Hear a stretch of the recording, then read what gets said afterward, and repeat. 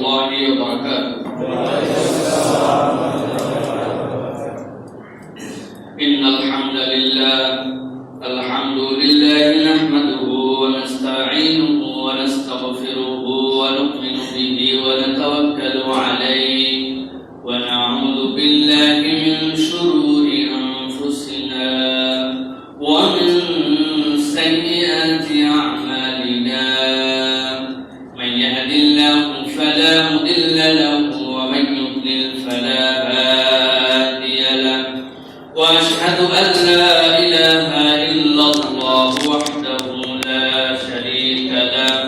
وأشهد أن سيدنا وحبيبنا وطبيب قلوبنا محمد الذي أرسل رسوله بالهدى ودين الحق ليظهره على الدين كله وكفى بالله شهيدا. فقد قال الله سبحانه وتعالى في كلامه المجيد وفي فرقان الحميد. أعوذ بالله من الشيطان الرجيم. بسم الله الرحمن الرحيم. فإذا قضيتم مناسككم فاذكروا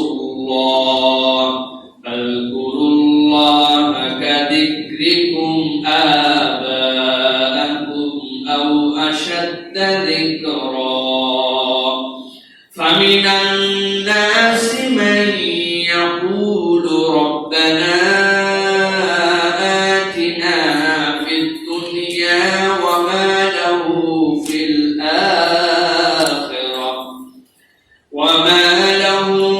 الآخرة من خلاق. ومنهم من يقول ربنا آتنا في الدنيا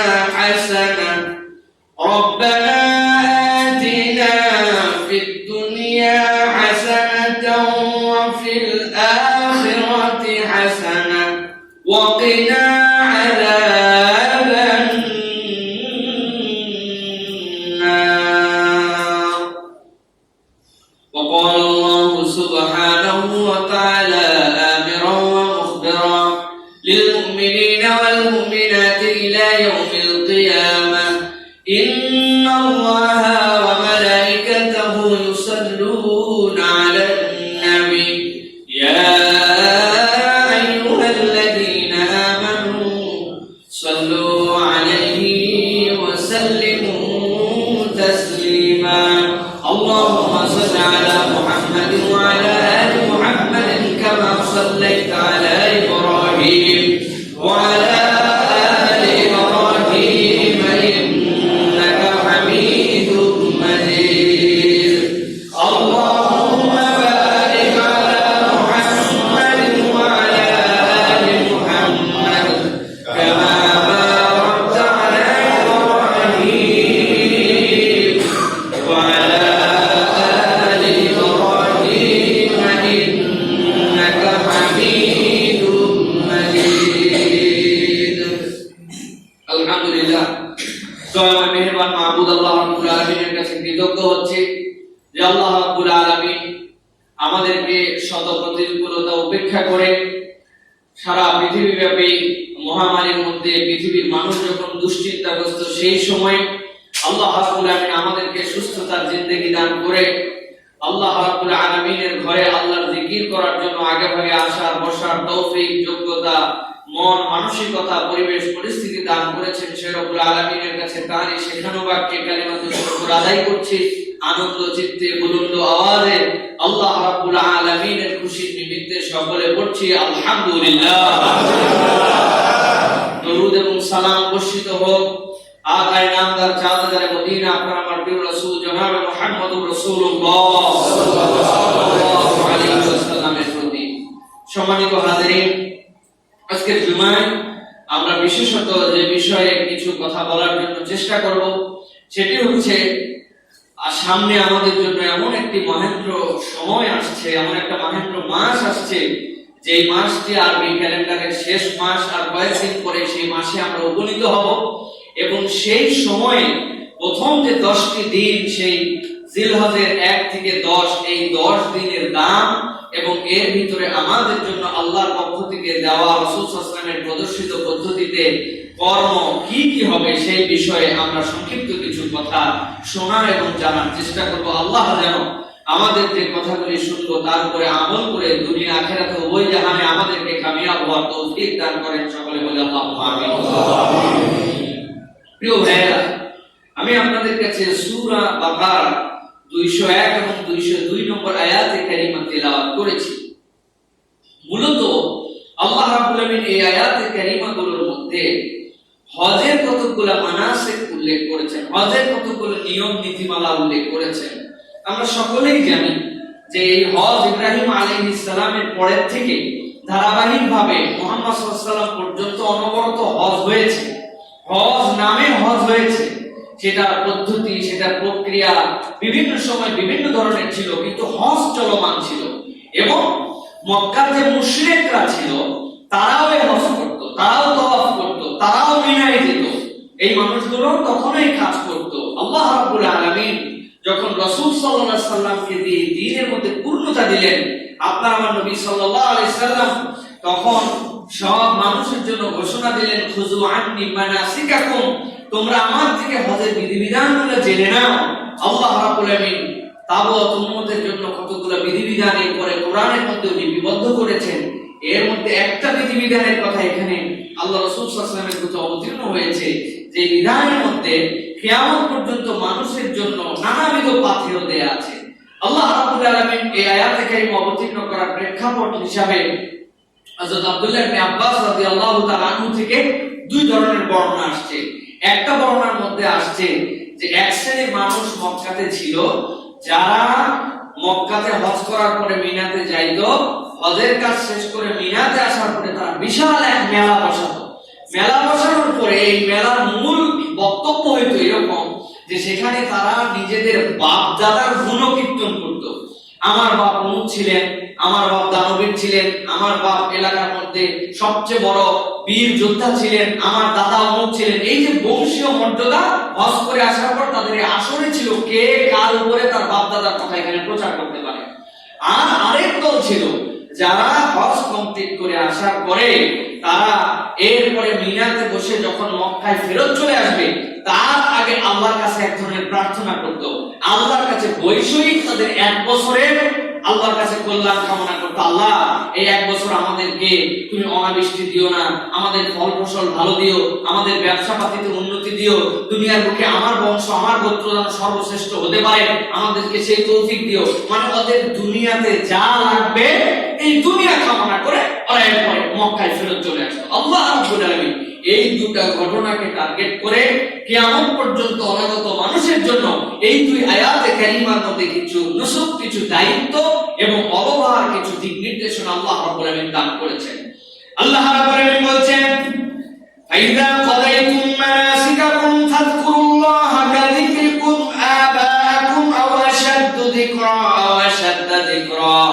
আল্লাহ বলেন, যখন তোমাদের হজের কাজ শেষ হয়ে যাবে, হজের কাজ শেষ হওয়ার পরে কাফের মুশরিকদের চরিত্রের মধ্যে যেরকম ছিল, তারা পিতামাতার গুণকীর্তন করার জন্য মিনার ময়দানকে তারা মেলায় পরিণত করত, নিজের বাপ দাদার প্রশংসা করত, যা ছিল তাও বলতো, যা ছিল না তাও বলতো। এইটা মনে করত তারা এই মিনাতে আসার পরে অবসর যাপনের জন্য তাদের এই কাজের মাধ্যমে তারা হজের পরে তাদের সময়গুলোকে অতিবাহিত করত। আল্লাহ বলেন, খবরদার, ঈমান আনার পরে, মুসলমান হওয়ার পরে তোমরা যারা হজের সফরে যাবে, মিনায় অবস্থান করবে, তোমাদের কাজ এইটা হতে পারে না। তোমাদের কাজ কি হবে? আল্লাহ বলেন, ফাইদা কাদাইতুম মানাসিকাকুম, যখন তোমাদের হজের আনুষ্ঠানিক দায়িত্বগুলো শেষ হয়ে যাবে, ফাযকুরুল্লাহা কাযিকরিকুম আবাআকুম আও আশাদ্দা যিকরা। ওরা যেরকম এর আগ পর্যন্ত পিতা মাতার বয়ান করেছে, নিজেদের বাপ দাদার জিকির করেছে, স্মরণ করেছে। তোমরা এখন থেকে আল্লাহর জিকির করবে, আও আশাদ্দা যিকরা, এর থেকে অনেক অধিক হারে হারে তোমরা আল্লাহকে স্মরণ করো। আল্লাহ রাব্বুল আলামিন এরপরে বলছেন, গভীর মনোযোগে বুঝেন, ফামিনান নাসি মান ইয়াকুলু রাব্বানা আতিনা ফিদ দুনিয়া ওয়া মা লাহু ফিল আখিরাতি মিন খালাক। আমার আল্লাহ বলছেন, ও দুনিয়ার মানুষ, ওই মানুষগুলোর মধ্যে থেকে তোমরা তো অন্তর্ভুক্ত হতে পারো না যেই মানুষগুলা মক্কায় ফেরত আসার আগে মিনার ময়দানে বসে নিজেদের বাপ দাদার কথাই কেবল স্মরণ করে, এরকমই নয়।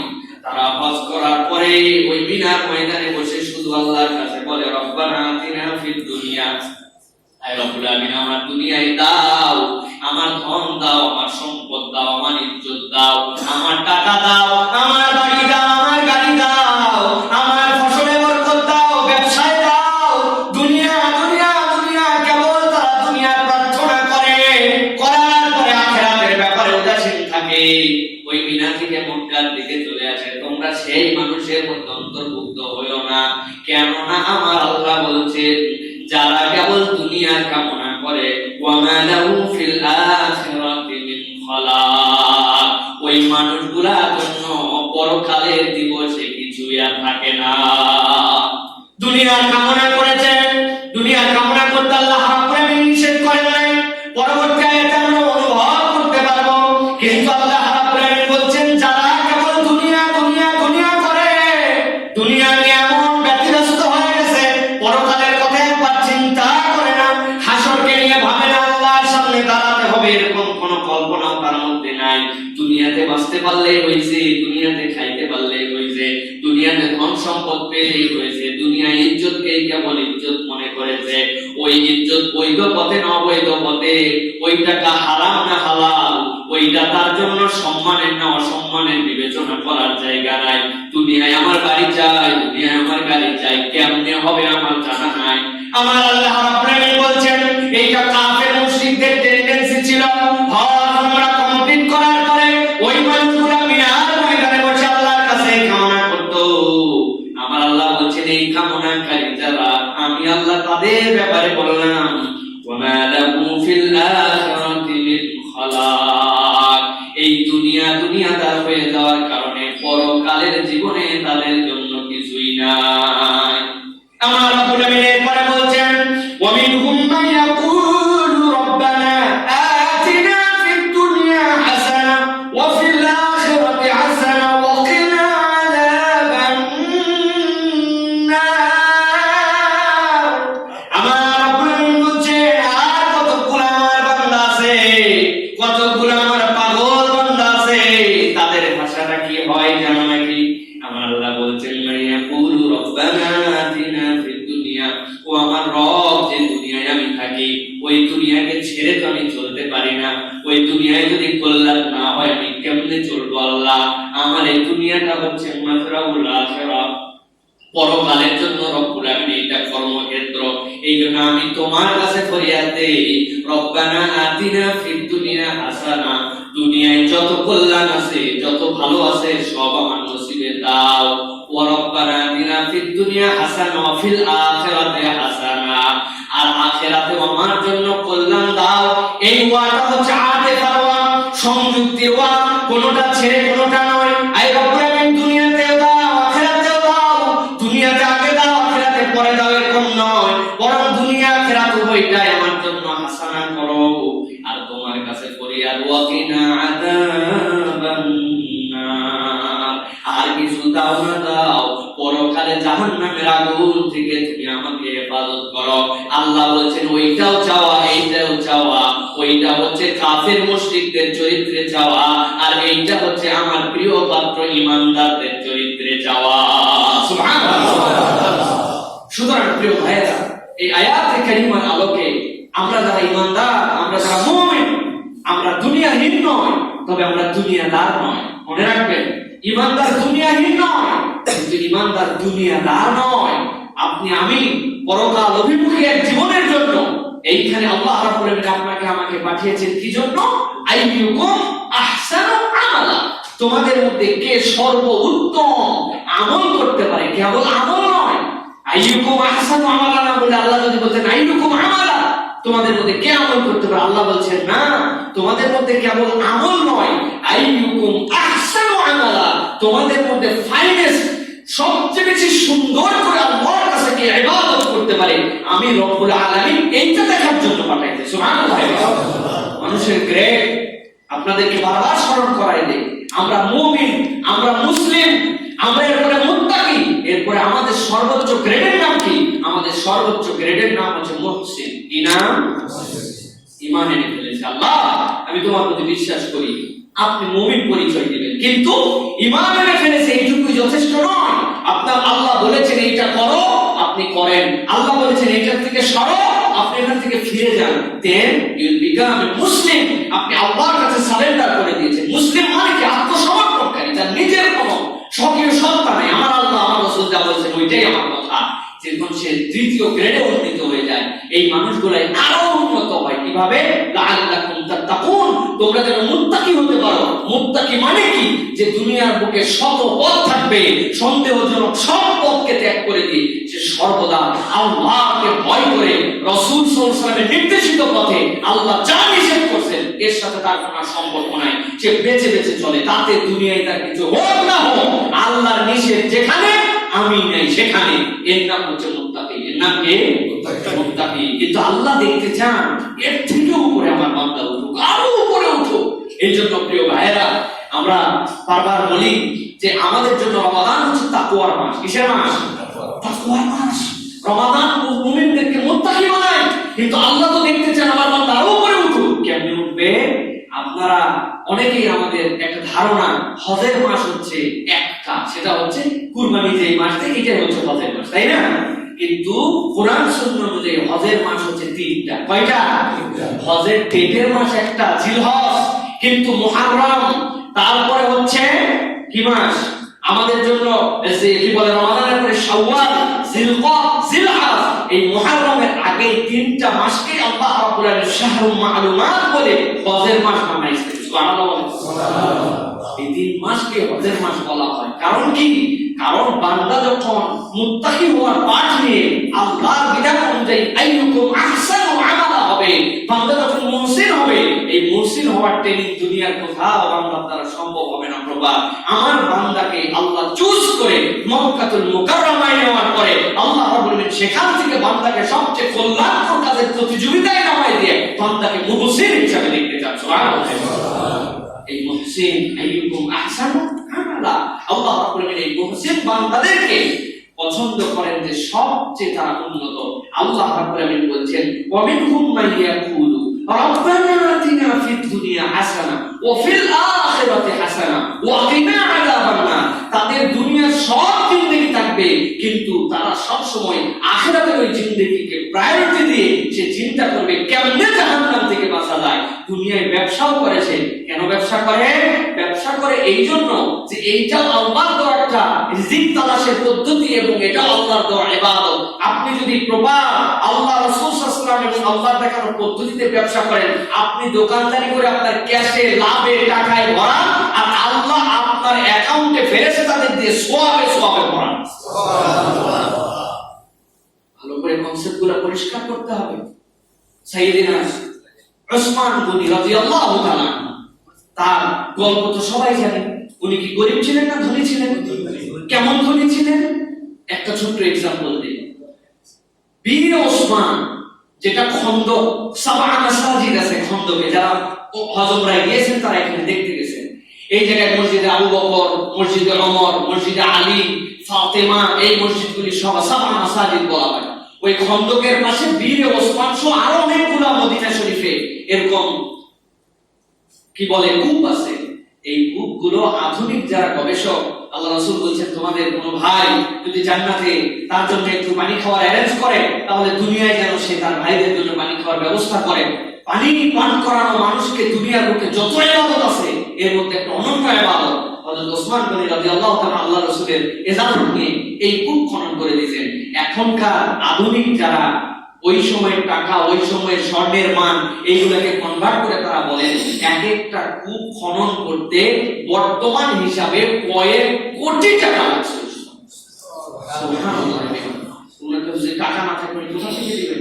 তাবুকের যুদ্ধে, খন্দকের যুদ্ধে, সব যুদ্ধে রাসূলুল্লাহ সাল্লাল্লাহু আলাইহি ওয়াসাল্লামের এই সাহাবী ওসমান গনি, ভালো করে খেয়াল করেন, আবু বকর থেকে এরকম হাদিস নাই, ওমর রাদিয়াল্লাহু তাআলা থেকে হাদিস নাই, আশাদতুহুম ফি আমরিল্লাহি ওমর, আলী রাদিয়াল্লাহু তাআলা এর ব্যাপারে এরকম হাদিস নাই।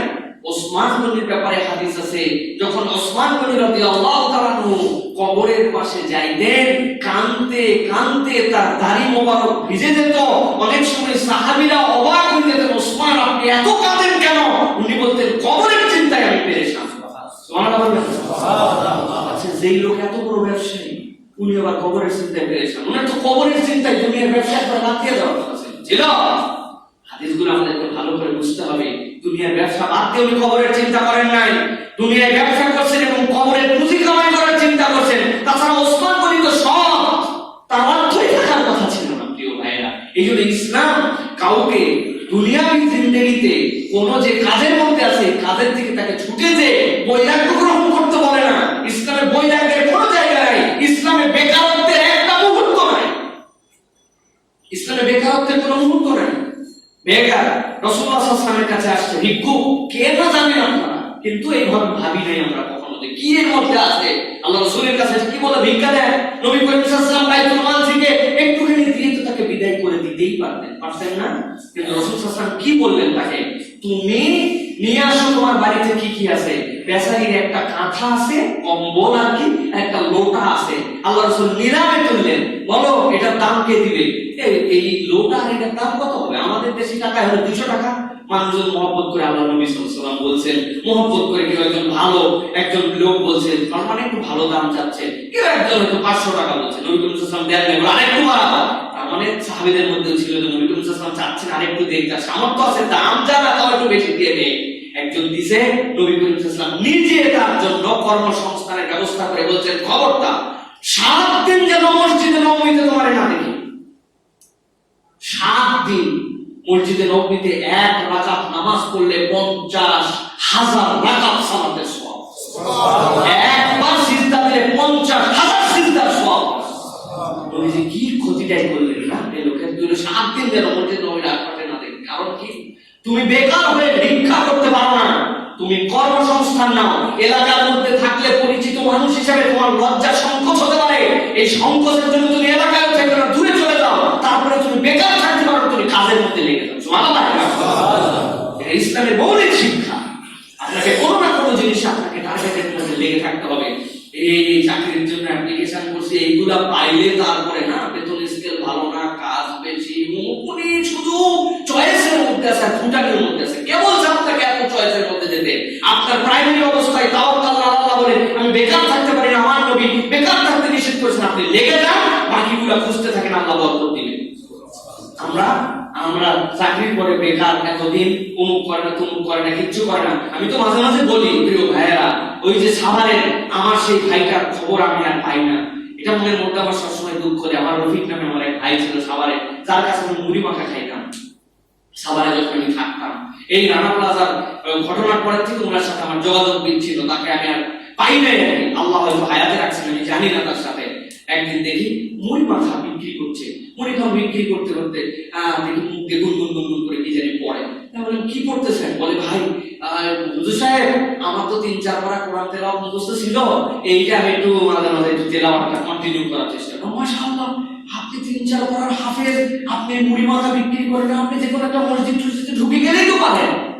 আমি বললাম হুজুর আপনিও এই কথা বললেন? আমি একটু বিব্রত হয়ে গেছি, তার মানে আমার সম্বন্ধে তার একটা ভালো ধারণা। আমি বললাম না ভাই, আমি এমনি বললাম যে আপনি সুন্দর তেলাওয়াত করেন, আপনার মাশাআল্লাহ মুখে দাড়িও আছে আপনার। বলে হুজুর আমি ঢাকাতে আসার পরে আমি একটা গার্মেন্টসে ঢুকছিলাম, গার্মেন্টস আমার 9,000 টাকা বেতন ছিল, চেন সুপারভাইজার না কি আমি তো জানি না, সুপারভাইজার দায়িত্ব ছিল। হুজুর আরো ওভারটাইম মিলে 12,000 টাকা পাইতাম। বললাম হায় হায়, আপনি এই কাম ছেড়ে দিয়ে এখন এই কাজে আসলেন? বলে হুজুর গার্মেন্টস এর জায়গায় ঢোকার টাইম আছে হুজুর, বের হওয়ার টাইম নাই। বেতন 1 মাসেরটা প্রতি মাসেই পাচ্ছি, কিন্তু পিছনে ডিউ আছে 3 মাস। আমাদের কি অবস্থা, কি পরিশ্রম আপনি চিন্তা করতে পারবেন না হুজুর। নাওয়া খাওয়া নাই, দেখবেন ওরা খালি দৌড়ের উপর থাকে, বাইরে দৌড় খাইয়ে টাইম বাধা বেচারি, তাছাড়া লালখানি পড়ে যাবে বেচারি, সব সময় চাপের মধ্যে আছে। মালিক পক্ষ আসে, যা করতে পারবো না, তার বেশি টার্গেট দেয়। একটা মানুষ 100টার বেশি সুইং করতে পারবে না, টার্গেট দিয়ে রাখে 170টা। বলেন কেন দিচ্ছেন? চাপ দিলে তাইলে আসলটা ঠিক থাকবে, চাপ না দিলে আসলটাও ঠিক থাকবে না। হুজুর আমার কুলাবো না, আমি ছাইরে দিয়ে আল্লাহর রহমতে বাড়িতে আসার পরে ছোলা রান্না করা শিখছি। এই সব জিনিস নিয়ে আমি 1000 টাকা দিয়ে এই যে মাথার মধ্যে দিয়েছি, লজ্জা শরম খাইয়ে এখন বিক্রি করি হুজুর। এই যে একটা 10 টাকা, আরেকটা আছে 15 টাকা। আল্লাহ যদি দেয় আমাকে, আমি যখন ইচ্ছা বেরোবো, যখন ইচ্ছা ঘরে ঢুকবো, মন চাই আমি মুড়ি মাথা বিক্রি করবো, মন চাই করবো না। স্কুল ছুটির সময় দাঁড়ায়, বিকাল বেলা এই জায়গায় দাঁড়ায়। আল্লাহ কিছু না দিলেও আমার প্রত্যেকদিন 300 টাকায় যদি বিক্রি হয়, কয় টাকা হয় আপনাদের আবার হিসাব দেওয়া হবে নাকি? কয় টাকা হয়? 1003 টাকা হয় হুজুর। আর মাঝে মাঝে যখন একটু পরিশ্রম করার চেষ্টা করি, হুজুর কি বলবো আর হুজুর 7-8 হাজার টাকাও হয়ে যায়। 7-8 হাজার টাকা যদি দিনে হয়, মাসে কত হয় ভাই? 11 টাকা। উনি বলছেন আপনি আমার সেই লাইনে ফিরাতে চান? লজ্জা শরম তুলে দিয়ে আমি এই কাজের মধ্যে ঢুকছি, আল্লাহ আমাকে বরকত দিয়েছেন।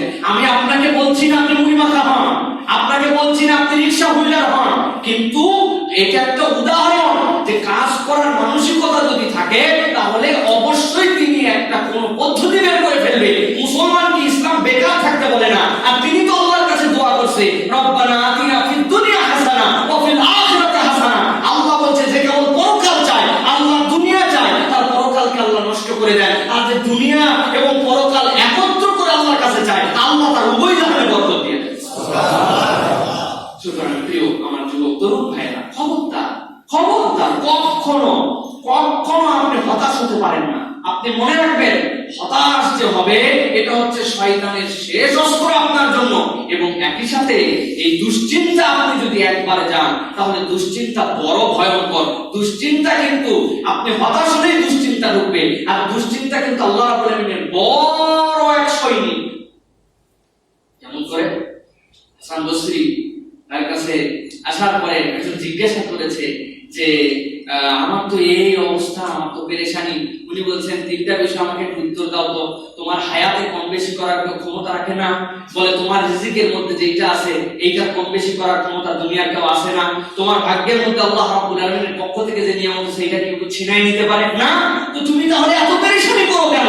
জেনে রাখো, দুনিয়ার বুকে সবচেয়ে বেশি তোমাদের কাছে শক্তিশালী কি মনে হয়? সবচেয়ে শক্তিশালী কি? বলে এই যে পাহাড়। বলে আরে পাহাড়, এই পাহাড় তো লোহা কেটে ফেলে, তাহলে তো লোহা পাহাড়ের থেকে বেশি শক্তিশালী। বলে আরে এই লোহা তো শক্তিশালী নয়, এই লোহাকে তো আগুন দিলে আগুন জ্বলায় ফেলে, তাহলে এই আগুন তো লোহার থেকে বেশি শক্তিশালী। বলে আরে এই আগুন তো পানি দিলে নেমে যায়, তাহলে এই পানি তো তার থেকে বেশি শক্তিশালী।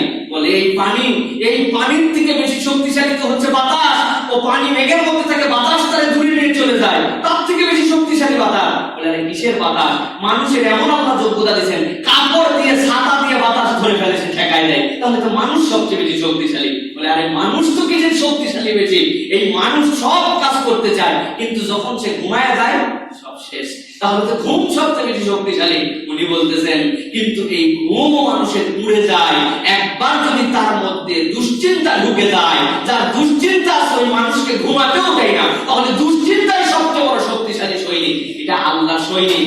আল্লাহ এই দুশ্চিন্তা তাদেরকে দিবেন না যারা বলবে রব্বানা আতিনা ফিদ দুনিয়া হাসানা ওয়া ফিল আখিরাতি হাসানা ওয়া কিনা আযাবান্নার। রব্বুল আলামিন ওই দুশ্চিন্তা যেরকম তোমার সৈনিক, আমি তোমার কাছে নিজেকে সমর্পণ করে বললাম দুনিয়া আখিরাতে আমাকে কল্যাণ দাও। আল্লাহর কাছে যখন বান্দা চায়, যিনি বান্দাকে সৃষ্টি করেছেন, যিনি এই দোয়া শিখিয়েছেন, যিনি এই দোয়া কবুল করবেন, একবার অন্তর দিয়ে ভাবেন এই দোয়াতে ব্যর্থ হওয়ার সুযোগ আছে না? কোন রবের বান্দা আপনি? আমরা রবকে না চিনে আমরা আমাদের মতো দুশ্চিন্তা বানাই নিয়েছি, আমরা আমাদের মতো পেরেশানি বানাই নিয়েছি। খবরদার, কোন যুবক কখনো দুশ্চিন্তা হতাশাগ্রস্ত হবেন না। হতাশ কখনো ইমানদার হতে পারে না, ঠিক না? কেন হতে পারে না? শুধু ঠিক তো জোরে বলে দিলে কেন হতে পারে না? আমাদের জন্য কেবল দুনিয়াই নয়, আমাদের জন্য পরকালের একটা জিন্দেগি আছে। আরে দুনিয়ার জীবনে কিছু পাই নাই, কতদিন? 50 years, 60 years, 65 years, 80 years, 100 বছর। 100 বছর এখন লোক আছে দুনিয়ায়?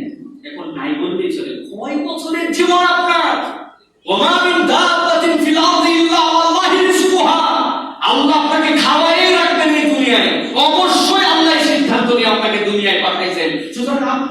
হতাশা। মরে গেছি কিসে? করোনায়। মরে গেছি কিসে? ডায়রিয়ায়। মরে গেছি কিসে? হার্ট স্ট্রোক করে। মরে গেছি কিসে? অ্যাক্সিডেন্টে। মরে গেছি কিসে? আমি এমন একটা দুর্গচক্রের মধ্যে পড়ে বাস করে। আপনি যদি ঈমানকে মজবুত করে থাকতে পারেন, আল্লাহ বলছেন মৃত্যু তো হতোই বান্দা, আমি আল্লাহর প্রতি তাওয়াক্কুল করে দুনিয়ায় চলছিস, আর এই মৃত্যু দিয়ে আমি তোকে শাহাদাতের দরজা দান করব। মুসলমান করোনাকে মরলেও ভয় পায় না যে করোনায় মরে গেলাম, আমার তো 60-70 বছর বাঁচা লাগতো, এ করা লাগতো, ও করা লাগতো। আরে আমার আল্লাহ মৃত্যু তো নিছে, কয়জনের শাহাদাতের দরজা দান করে, আল্লাহ আমাকে শাহাদাতের মৃত্যু দিয়েছে। যদি ইমানদারের ফেডা হওয়ার কোনো কারণ নেই, তবে ইমানদার সতর্ক হয়ে চলবে, ইমানদার অসতর্ক হবে না। মুসলমান নিজেও ক্ষতিগ্রস্ত হবে না, কাউকে ক্ষতির মধ্যে ফেলবেও না। এক গর্ত থেকে ইমানদার 2 বার দংশিত হতে পারে না, এটা রাসূলুল্লাহ সাল্লাল্লাহু আলাইহি ওয়াসাল্লামের নির্দেশনা। সুতরাং আমরা যদি এরকম চিন্তা করে আল্লাহর উপর তাওয়াক্কুল করে চলি, ইনশাআল্লাহ আমাদের কোনো হতাশা থাকবে না। আমরা আল্লাহ প্রকৃত বান্দা হয়ে দুনিয়াতে যতটুকু পাইলাম, পরকালে আমাদের জন্য অবারিত এক জান্নাত আছে। সুবহানাল্লাহ। প্রিয় ভাইরা, সুতরাং এই যে আমাদের জন্য একটা মাস, যে মাসের কথা বললাম আমরা সামনে পাবো, জিলহজ। এই জিলহজের অনেক দাম। জিলহজ মাসের প্রথম 10টা দিনের অনেক দাম। রাসূল আলাইহিস সাল্লাম কি বলছেন ভালো করে খেয়াল করে শুনেন।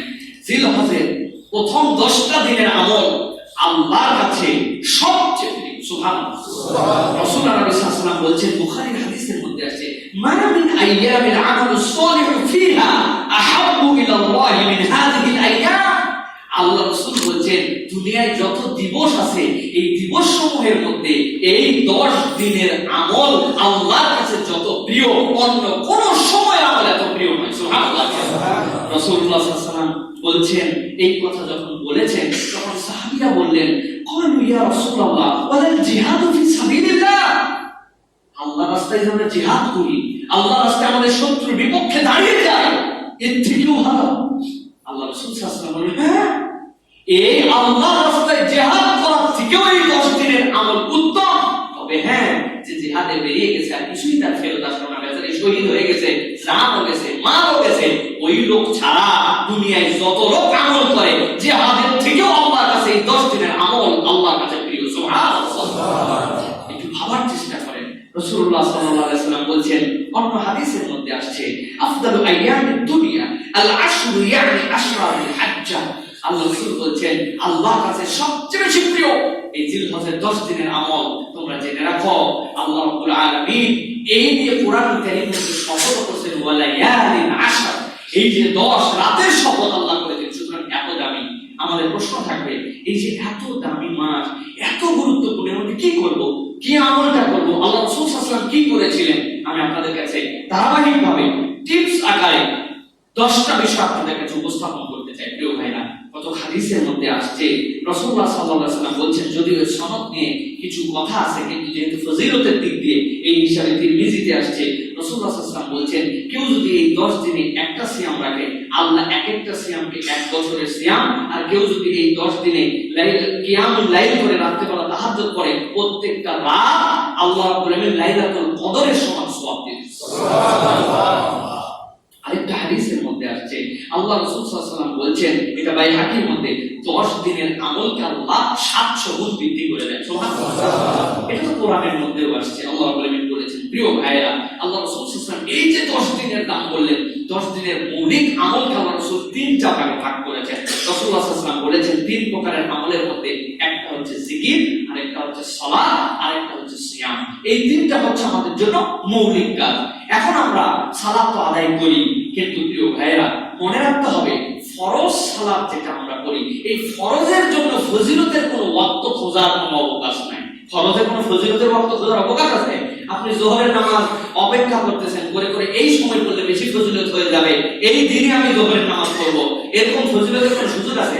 জুমার দিন সাইয়্যিদুল আইয়াম, অতএব সপ্তাহে অন্য কোনো নামাজ না পড়ে আমি শুক্রবারে আল্লাহর মধ্যে 5 ওয়াক্ত নামাজ পড়ি না, এরকম কোনো লালসের কোন প্রিয় ভাইরা ফরজের জন্য কোন ফজিলতের ওয়াক্ত খোঁজা যাবে না। তবে এই 10 দিনে আমরা কতগুলো আমল করতে পারি, 10টা টিপস আপনাদের কাছে প্রিয় ভাইরা। প্রথমত, আমরা আল্লাহর কাছে কন্টিনিউ দোয়া করব। আল্লাহর কাছে কি করব? দোয়া। মনে রাখতে হবে, দোয়া এটা হচ্ছে হিয়াল ইবাদত। দয়ার দোয়া হচ্ছে স্বয়ং ইবাদত, এটা হচ্ছে মুখ্য ইবাদত, এটা হচ্ছে ইবাদতের মগজ। আপনাকে দোয়া করতে হবে, আল্লাহ এই 10 দিন তোমার কাছে এত ফজিলতপূর্ণ, আল্লাহ তুমি মেহেরবানি করে আমি তোমার কাছে দোয়া অব্যাহত রাখছি। 2 নম্বর ইস্তেগফার। দোয়ায় ইস্তেগফার স্বয়ং একটা দোয়া, কিন্তু ইস্তেগফার মানে কি? আপনার অতীতের ভুল ত্রুটি মনে করে আল্লাহর কাছে ক্ষমা চাইতে হবে। অন্তরের মধ্যে একটু কল্পনা করবেন, যখন ইস্তেগফার করতে মন চাবে না, আমার রাসূল সাল্লাল্লাহু আলাইহি ওয়াসাল্লাম নিষ্পাপ মাসুম, তার অ্যাকাউন্টে কোনো গুনাহ অ্যাকাউন্টই নাই, সেই মানুষটা উম্মতের জন্য এবং নিজের মর্যাদা বৃদ্ধির জন্য আল্লাহর কাছে যদি 70-এর অধিক ইস্তেগফার করতে পারেন, তাহলে আমার না কত বেশি ইস্তেগফার করা উচিত। প্রিয় ভাইরা, 2 নম্বর হচ্ছে ইস্তেগফার। 3 নম্বরে নফল সালাত। আল্লাহর কাছে যদি কেউ তার মর্যাদা বৃদ্ধি করতে চায়, নফলের থেকে বেশি আর কোনো কিছু নাই। নফল সালাত আল্লাহর কাছে আপনি মনে রাখবেন, আপনার সমস্যা যত প্রকট হোক, আপনার সমস্যা যত বড় হোক, কত প্রবলেম আপনার প্রবলেমের থেকে সমাধানের দূরত্ব কতটুকু জানেন? আপনার প্রবলেম আর সমাধান, আল্লাহ রাব্বুল আলামিন বলেছেন ওয়াসজুদ ওয়াক্তারিব। আপনি জেনে রাখবেন, আপনার সমস্যা যত বড় হোক, আপনার সমাধানের দূরত্ব হচ্ছে সিজদা পর্যন্ত। ওয়াসজুদ ওয়াক্তারিব, আপনি সিজদা করেন, আল্লাহর কাছে আপনার মাথা নামায় দেন, আপনার সমস্যা যা আছে আপনার মালিকের কাছে বলেন, এই সিজদার জায়গার কপাল এতটুকু দূরত্ব হচ্ছে আপনার সমাধান। সুবহানাল্লাহ। ফিল করতে হবে অন্তর থেকে, এটা মুখে মুখে বলার সাবজেক্ট নয়, অন্তর থেকে ভাবতে হবে আপনাকে, আমার কত সমস্যা। ওয়াসজুদ ওয়াক্তারিব, আল্লাহ বলেন সিজদা দাও, আমার রবের কাছে বললে সব সমাধান আছে। আমার সমস্যা যত বড় হোক, আমি সিজদায় গেলে আল্লাহর কাছে আমি তৃপ্তি পাই। সুবহানাল্লাহ। বান্দা তৃপ্তির জায়গা দুনিয়াতে কয়েকটার মধ্যে একটা হচ্ছে সিজদা। এই সিজদায় যদি কেউ মজা পেয়ে যায়, তাহলে সে আল্লাহর কাছে গেইনার হয়ে গেল। প্রিয় ভাইরা, সুতরাং আমাদের 3 নম্বর নফল সালাত, 4 নম্বর নফল সিয়াম। সপ্তাহে সিয়াম তো রাখবোই রাখবো, বৃহস্পতিবার এবং সোমবার পারলে আমরা একদম পুরা 1 জিলহজ থেকে 10 জিলহজ ইনক্লুডিং আরাফা, এটা সহ আমরা 10টা সিয়াম পালন করার চেষ্টা করব। প্রিয় ভাইরা, 5 নম্বর তিলাওয়াত। কোরআন তিলাওয়াত আমাদের একটু হলে একদিনও বাদ যাবে না, অবশ্যই আপনাকে একটু তিলাওয়াত করতে হবে। প্রিয় ভাইরা, সকালে করেন, দুপুরে করেন, বিকালে করেন, গাড়িতে করেন, বাড়িতে করেন, অফিসে করেন, নামাজের পরে করেন, আপনাকে কোরআন তিলাওয়াত এই 10 দিন আপনাকে করতে হবে। আল্লাহর কাছে দেখাতে হবে আমি সর্বশ্রেষ্ঠ দিনের মধ্যে আল্লাহ তোমার জন্য কিছু পারফরম্যান্স করছি। এরপরে 6 নম্বর দরুদ পাঠ। আল্লাহ রাসূল সাল্লাল্লাহু আলাইহি ওয়াসাল্লামের প্রতি দরুদ পাঠ মানব জীবনের সমাধানের আরেকটা রাস্তা হচ্ছে রাসূলের প্রতি দরুদ পাঠ। আপনি যখনই দরুদ পড়বেন, আল্লাহ বলবেন আপনার অ্যাকাউন্ট থেকে 10টা গুনাহ মুছে দিবেন, 10টা সওয়াব দিবেন, 10টা নতুন বরকত দিবেন। আপনার বাপ, আপনার নাম সহ রাসূল আলাইহিস সালামের কাছে আপনার দরুদ পৌঁছায় দিবেন। সুবহানাল্লাহ। সুতরাং আল্লাহর পক্ষ থেকে বরকত চাইলে আমরা দরুদ একদম হিসাব করে ফেলবেন, 100 বার আমাদের দরুদ করতে হবে। কোন দরুদ? নামাজের দরুদ পারলে পড়বেন, না পারলে সবচেয়ে ছোট দরুদটা পড়বেন, সাল্লাল্লাহু আলাইহি ওয়াসাল্লাম, সাল্লাল্লাহু আলাইহি ওয়াসাল্লাম, সাল্লাল্লাহু আলাইহি ওয়াসাল্লাম, আল্লাহুম্মা সাল্লি আলা মুহাম্মদ, আল্লাহুম্মা সাল্লি আলা মুহাম্মদ, আল্লাহুম্মা। খুব কঠিন, কিন্তু দরুদ আপনাকে পড়তে হবে মন দিয়ে। আল্লাহুম্মা সাল্লি, আল্লাহ আমার নবীর প্রতি আল্লাহ দরুদ এবং সালাম, তাকে রহম করো, তার প্রতি বরকত দাও। আপনি কলিজার থেকে নিয়ে, আমার নবী যদি থাকতেন, আমি যদি সাহাবী হতাম, আমি তো নবীর কাছে যেতাম, যাওয়ার পর নবীর সামনে থেকে আমি নবীকে দেখতাম। আল্লাহ আমি তো সেই অবস্থা পাইনি, আল্লাহ এটা আমার ইচ্ছা, আমি দুনিয়ায় আসি নাই। আল্লাহ এই অদমের নাম, আমার বাপের নাম সহ আমার এই দরুদটা আমার নবীর উপর পৌঁছায় দাও। আল্লাহ কিয়ামতের দিনে তুমি যখন আমার নবীকে শাফাআতের পারমিশন দিবে, আমার রাসূল যেন আমার কথা স্মরণ করেন। আল্লাহ তুমি রাসূলের স্মরণে আমার নামটা আনায় দিও। আপনি এরকম আবেগ দিয়ে নবীর প্রতি দরুদ পড়েন, খালি আপনি এমনি সাল্লাল্লাহু আলাইহি ওয়াসাল্লাম বলে ফেলতেছেন। এরকম করে বললে তো নবীর প্রতি মহব্বত হবে না। আপনি দরুদ ইব্রাহিমের মধ্যে কি বলছেন? আল্লাহুম্মা সাল্লি আলা মুহাম্মদ ওয়া আলা আলি মুহাম্মাদিন কামা সাল্লাইতা আলা ইব্রাহিম ওয়া আলা আলি ইব্রাহিম। আল্লাহ ইব্রাহিম আলাইহিস সালামের পরিবার, তার প্রতি যেরকম তুমি দয়া করছো, আমার নবীর প্রতি এরকম করো। ওয়া বারিক আলা মুহাম্মদ কামা বারাকতা আলা ইব্রাহিম ওয়া আলা আলি ইব্রাহিম। বরকত দাও আমার নবীর পরিবারের প্রতি, যেরকম ইব্রাহিমের বরকত দিছো। আপনি অন্তর থেকে আপনার নবীর দিকে খেয়াল করে, তিনি মদিনা মুনাওয়ারায় শুয়ে আছেন। আল্লাহ আমি বাংলাদেশের এক প্রান্ত থেকে আমার নবীর প্রতি দরুদ পড়তেছি। আমার নবী এতিম নবী ছিলেন, আমার নবী উম্মতের জন্য ভেবেছেন, আমার নবী আমাদেরকে নিয়ে কষ্ট করেছেন। তিনি কিয়ামতের দিনেও সবাই তো ইয়া নফসি করবে, তিনি সেই দিনও আমাকে নিয়ে ভাববেন। আমার দরুদ সালাম আমার নবীর উপরে পৌঁছাবে। এইভাবে পড়েন, দেখেন আপনার অন্তরে একটা আনন্দ আলাদা। প্রিয় ভাইরা, এরপরে আপনার আমার জন্য দরুদ পাঠ, তারপরে দান সাদাকা। এটা থেকে আমাদেরকে বাদ দেওয়া যাবে না। সাদাকা প্রত্যেক দিন আপনি টার্গেট করে কিছু না কিছু সাদাকা করবেন। প্রতিদিন কিছু না কিছু আপনাকে করতে হবে। কিভাবে করবেন? আপনারটা তো আপনি বাহিরে করেন, আপনার ফ্যামিলির যে আপনার মেম্বার গুলি আছে, আপনার ওয়াইফ আছে, তারা কি করবেন? বাড়িতে একটা ছোট্ট কৌটার মতো বক্স বানায় রাখেন, আপনি টাকা দিয়ে রাখবেন, তোমরা এটার মধ্যে ফেলে রাখো, কোনোদিন যেন মিস না হয়। মিস হলেও ডেট হিসাব করে এখানে রেখে দিবেন, পরে আমরা এটা দিয়ে মানুষকে দান করে দেবো। দান সাদাকা তুরাদ্দুল বালা, বালা মুসিবাত তারুদ্দুল বালা, এটা হচ্ছে আমাদের জন্য বিপদ আপদ দূর করে দেয়। সুতরাং আপনাদেরকে দান সাদাকায় মনোনিবেশ করতে হবে। এরপরে মানুষের সাহায্য করা, সুবহানাল্লাহ বিহামদিহি। দুনিয়ার বুকে যত ধরনের উপকার আল্লাহ রাব্বুল আলামিন পছন্দ করেন, আল্লাহর সবচেয়ে প্রিয় আমলগুলোর মধ্যে একটা অপর বান্দার জন্য সাহায্য করা, এটা আমাকে করতে হবে প্রিয় ভাইরা। খুঁজে খুঁজে আজকে এই পুরো পৃথিবীর পরিস্থিতি যেরকম, কত মানুষ মুখে বলতে পারে না কিন্তু অন্তরে কাঁদে, আপনি খবর নিয়ে তাদেরকে সাহায্য সহযোগিতা করেন যেভাবে পারেন। আপনার একটু সুপারিশে যদি কারো উপকার হয় আপনি সেটাও করার চেষ্টা করেন। আল্লাহ রাব্বুল আলামিন এই সাহায্যকে আপনার আমার পক্ষ থেকে অনেক বড় নিয়ামত এবং ইবাদত হিসেবে কবুল করবেন। এরপরে অসুস্থকে দেখতে যাওয়া, এটা আমাদের কিন্তু গুড বিহেভিয়ার ওয়ান্স আপন এ টাইম, এক সময় ছিল, এখন আর আমাদের নাই প্রিয় ভাইরা। খুব সাবধান আপনারা আমাদের, সেটা কি যে অসুস্থকে দেখতে যাওয়ার মেন্টালিটি আপনার মধ্যে রাখতে হবে। এটা ইমানদারের একটা নেচার। এখন এমন এমন রোগ হয়েছে যে অসুস্থতায় তো আমরা মানুষের কাছে যেতে পারি না। আপনি ওভার ফোনে একটু খবর নেন, তার বাড়িতে একটু হাদিয়া পাঠিয়ে দেন, তার খোঁজ খবর নেন, তিনি কোন ডাক্তারটা দেখালে ভালো হবে, আপনি যদি এরকম একটা পরামর্শও দিতে পারেন, একটা অ্যাপয়েন্টমেন্টও যদি নিয়ে দিতে পারেন, আপনার এই রোগী দেখার সওয়াব আল্লাহ আপনার দান করবে।